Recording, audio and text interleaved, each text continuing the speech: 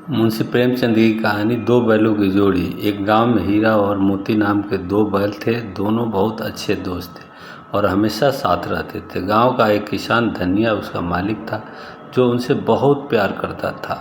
हीरा और मोती ने जीवन भर धनिया के साथ खेतों में मेहनत की थी और हमेशा उसकी हर ज़रूरत पर उसके साथ खड़े रहे थे।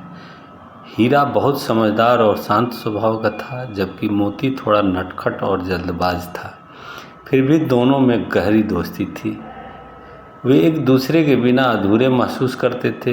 एक दिन गांव में एक व्यापारी आया, जिसने धनिया को लालच दिया कि वह उसे बहुत पैसे देगा अगर वह बैलों को उसे बेच दे। धनिया मजबूरी में दोनों बैलों को बेचने को तैयार हो गया, लेकिन उसके मन में दुख था। हीरा और मोती को समझ नहीं आ रहा था कि अब उसके जीवन में क्या होगा। व्यापारी दोनों बैलों को शहर ले गया।